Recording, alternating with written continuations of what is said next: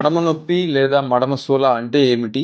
ఏమి చేయాలి అది వచ్చినప్పుడు? హలో వ్యూయర్స్, నేను మీ డాక్టర్ హరిప్రసాద్, రూపా ఆర్థోపెడిక్ హాస్పిటల్, విజయవాడ. ఈరోజు మడమ సూల లేదా మడమ నొప్పి గురించి కొన్ని వివరాలు తెలుసుకుందురు. ఈ మడమ నొప్పి, మడమ సూల చాలా మందిని బాధిస్తూ ఉంటుంది.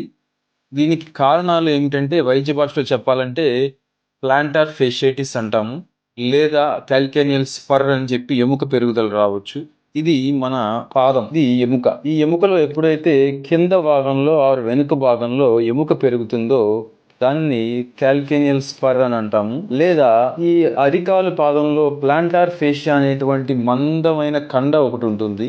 అది వాపుకు గురైనప్పుడు లేదా ఇన్ఫ్లమేషన్ వచ్చినప్పుడు దాన్ని ప్లాంటార్ ఫేషియటిస్ అంటాము. ఈ రెండు కారణాల వల్లనే తరచుగా ఈ మడాల నొప్పులు, పాదాల నొప్పులు వస్తూ ఉంటాయి.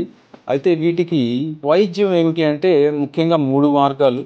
ఫస్ట్ మార్గం మందుల ద్వారా లేదా జాగ్రత్తల ద్వారా తగ్గించుకోవడం. మెడిసిన్స్ ఏమిటంటే నొప్పి తగ్గడానికి, అలాగే వాపు తగ్గడానికి, బలంగా లేనటువంటి కండకి లేదా ఎముకకి అవసరమైనటువంటి న్యూట్రిషనల్ సప్లిమెంట్స్ వాడటం. దాంతో పాటు కొంచెం చెప్పులు మెత్తటి వాడటం. వేడి నీళ్ళ కాపడం అనేటువంటిది ఇంట్లో మీరు ఖచ్చితంగా పెట్టుకోవాలి పొద్దున సాయంత్రం. దాని తర్వాత హాస్పిటల్లో ప్రిస్క్రైబ్ చేసినటువంటి జెల్స్ ఆర్ ఆయిల్స్ అవి అప్లై చేసుకోవచ్చు. ఫుట్ స్ట్రెచింగ్ ఎక్సర్సైజెస్ ఇవి చాలా ముఖ్యమైన ఎక్సర్సైజెస్.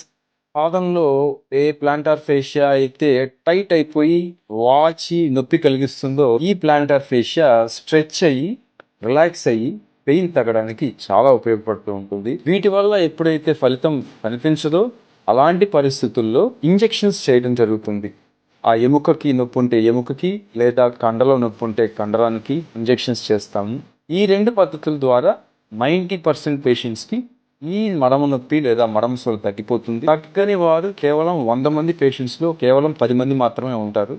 ఈ 10 మందికి మాత్రం కండ కానీ ఎముక కానీ రిమూవ్ చేయాల్సి ఉంటుంది సర్జికల్ పద్ధతిలో. దాని ద్వారా వాళ్ళకి నొప్పి నుంచి విముక్తి లభిస్తుంది. For more information, like and subscribe our page. Thank you.